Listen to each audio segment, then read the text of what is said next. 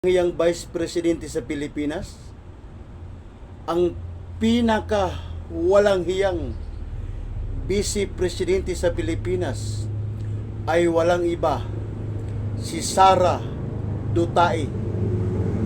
Tama ang narinig nyo ang bayan. Ang pinaka walang hiyang Vice Presidente, ang pinaka walang hiyang naging Vice Presidente sa Pilipinas. Ang taong ito ay si Sara Duterte. Ang babaeng ito, si Sara Duterte.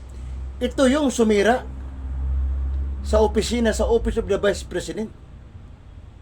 Mula nang naging Vice President itong si Sara Duterte, nasira ang opisina ng Office of the Vice President. Nasira dahil kay Sara Duterte. Siya lang naman ang bukod tangi. Siya lang naman ang bukod tanging Vice Presidente na napakawalang hiya. Garapal kung manglustay sa kaban ng bayan. Garapal. Napakakapal ang mukha kung manglustay sa kaban ng bayan. Ay garapalan. Wala siyang pakialam. Wala siyang kapararakan kung lumustay, kung gumasta sa kaban ng bayan. Itong si Sara Duterte. Napakawalang hiya. Siya lang ang bukod tanging walang hiyang naging Vice Presidente sa Pilipinas. Siya lang ang bukod tanging pinakawalang hiya at nakakahiya. Na-involve sa katiwalian.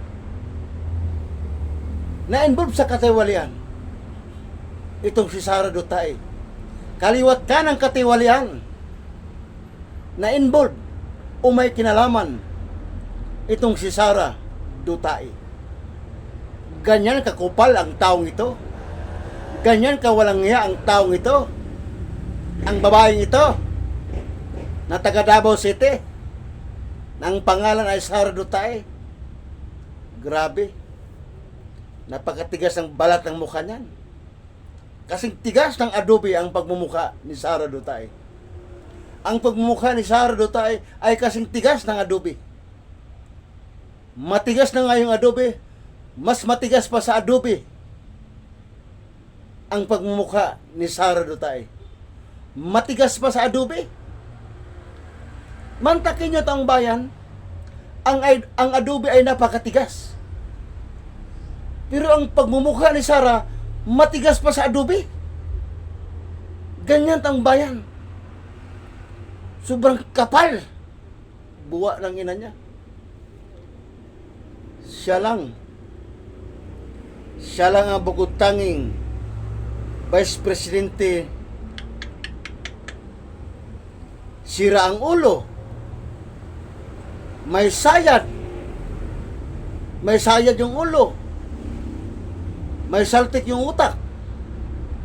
Ano pa ba? May sayad yung ulo. May tililing yung utak. May saltik yung utak. Ano pa ba? Baliw. Baliw si Sara. Tapos nagpapakilala siyang abogada. Pero bobo, tanga at mangmang. Paanganga kung magsalita. Mabuti pa nga yung bata kung magsalita ay duri-diretso. Pero itong si Sara Duterte, mayroon ng binabasa, paanganga pa kung magbasa, paanganga. Hindi niya alam kung ano yung mga pinagsasabi niya. Hindi niya alam kung ano yung binabasa niya. Buwa ng ina niya. Hayop ka, Sara Duterte. Alam mo, Sara Duterte, napakahayop ka sa lahat ng hayop. Napakahayop ka sa lahat ng hayop, Sara Duterte. Ha? Tarantado ka. Ikaw lang ang kauna-unahang Vice Presidente sa Pilipinas. Ikaw lang talaga. You're the best. You're the best Vice President Sara Duterte. You're the best. Sa katarantaduhan, sa kagaguhan, sa kagagahan, you're the best ka talaga. Ikaw nang pinaka-the best sa lahat ng katarantaduhan, sa lahat ng kagagahan, sa lahat ng kaimpaktahan, you're the best. Sa lahat ng kabubuhan, sa lahat ng katanghan, sa lahat ng kamangmangan, you're the best. Ikaw ang pinaka-the best. Putang ina ka, buwa ka ng ina mo. Sara Duterte. Ikaw ang pinaka-the best. Sa lahat ng kabubuhan, sa lahat ng katanghan, sa lahat ng kamangmangan, ikaw ang pinaka-the best. Sa kalikutan ng kamay, ikaw ang pinaka-the best. Sa pagkakawatan, ikaw ang pinaka-the best. Sa panglulustay, ikaw ang pinaka-the best. Pasok ka sa Guinness Book of Records, Sara Duterte. Pasok ka sa Guinness Book of Records. Ikaw ang pinaka-the best sa lahat. Putang ina. 125 million obos sa loob ng 11 days.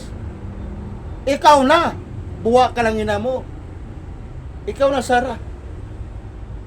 Ikaw lang talaga ang kauna-una ang Vice Presidente sa Pilipinas na pasok sa Guinness Book of Records. Ikaw lang talaga, Sara, ang pinakauna-unang Vice Presidente sa Pilipinas na pasok sa Guinness Book of Records.